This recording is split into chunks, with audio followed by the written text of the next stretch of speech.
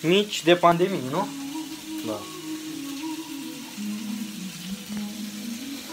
O rețetă super șmecheră. Mici făcuți în casă. Pentru că afară n-ai voie.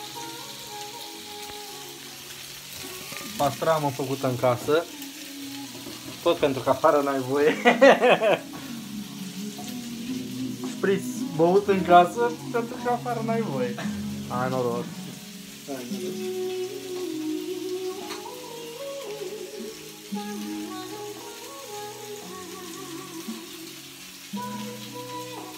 Video ăsta o să se numească Mici și vin COVID 2019.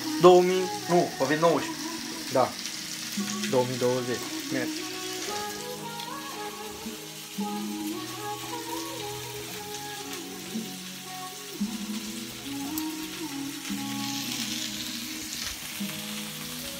Ivan, unde ești? Stai să te văd. Da. Bucătare. Bucătare. E mai greu, facem fum în casă, dar nu e problemă de război. Dăm cu var. Că l-ai dat cu var, mă, acum? Da. Mai dăm o dată după ce termină COVID-ul.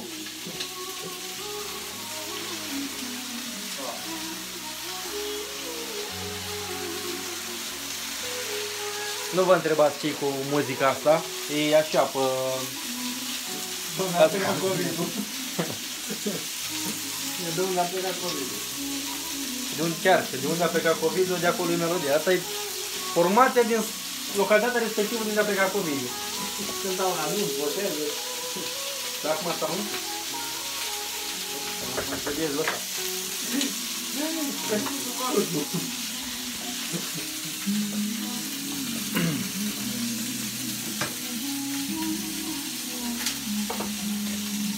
Ce credeați, mă, că ăștia ne închid pe noi în casă, a?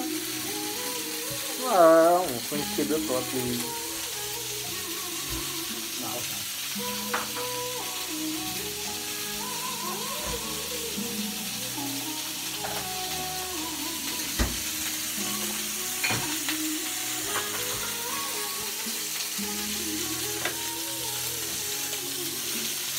Mai verificăm un pic mici, dar s-au cam lipit.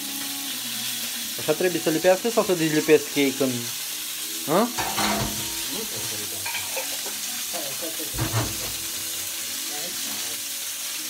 Trebuie să ne rupem. Face așa, uite. Mă bagăm.